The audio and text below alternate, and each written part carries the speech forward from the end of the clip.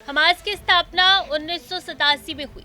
तब से लेकर अब तक यह संगठन कई बार राजनीतिक और सैन्य समझौतों का हिस्सा रहा है।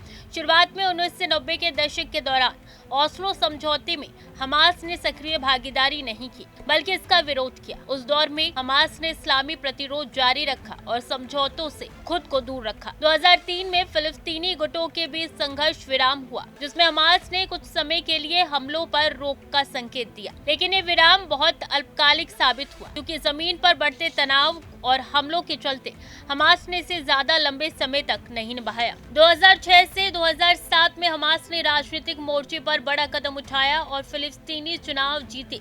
इसके बाद फतेह के साथ मेका समझौता हुआ, जिसमें एकता सरकार बनाने की बात चली, लेकिन व्यवहार में यह समझौता भी ज्यादा दिन टिक नहीं पाया। गाजा में हमास ने सत्ता अपने हाथ में ले ली, जबकि राजनीतिक एकता का सपना टूट गया। इजराइल के साथ भी कई बार युद्ध विराम समझौते हुए, जैसे 2008 से 2009 के ऑपरेशन कास्ट लीड, 2012 के पिलर ऑफ डिफेंस और 2014 के प्रोटेक्टिव एज। इन समझौतों में हमास ने सीमित समय के लिए हिंसा रोकने का वादा किया, लेकिन उनकी पूर्ण पालना नहीं हुई। संघर्ष के बाद भी बार बार टकराव होते रहे। इससे पहली शर्त तत्काल युद्ध विराम है, जिसके तहत संघर्ष को तुरंत रोका जाएगा। इसके बाद 72 घंटे के भीतर सभी बंधकों की रिहाई की बात कही गई है। गाजा में इजरायली सेना की तैनाती को धीरे धीरे कम किया जाएगा और मानवीय सहायता का बड़े पैमाने पर प्रवास सुनिश्चित किया जाएगा। इस योजना में गाजा के लिए एक अस्थायी तकनीकी विशेषज्ञों की सरकार बनाने का प्रस्ताव है, जिसे अंतर्राष्ट्रीय बोर्ड ऑफ पीस निगरानी करेगा। इसके अलावा हमास का निरस्तीकरण, गाजा का पुनर्निर्माण और एक विशेष आर्थिक क्षेत्र का निर्माण भी शामिल। मीडिया रिपोर्ट्स के अनुसार हमास ने बंधकों की रिहाई और मानवीय सहायता तेज करने पर सहमति जताई है, लेकिन दीर्घकालिक निरस्तीकरण पर विवाद बना हुआ है। विशेषज्ञों का मानना है कि हमास का पुराना व्यवहार देखते हुए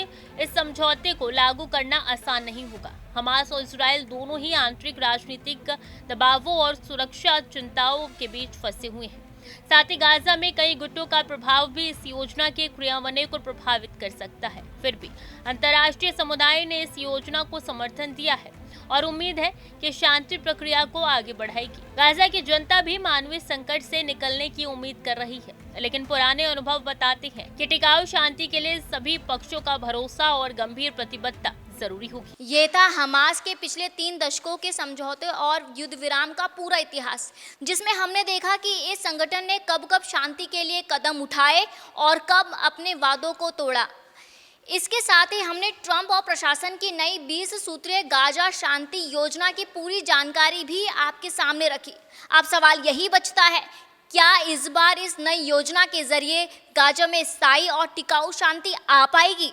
क्या हमास इस बार अपने पुराने रुख से अलग कोई ठोस कदम उठा पाएगा, या फिर इतिहास की तरह ये कुछ समय के लिए सीमित रहेगा? कैमरामैन प्रिंस के साथ मैं सोनम गुरुंग, टीवी 100 नोएडा।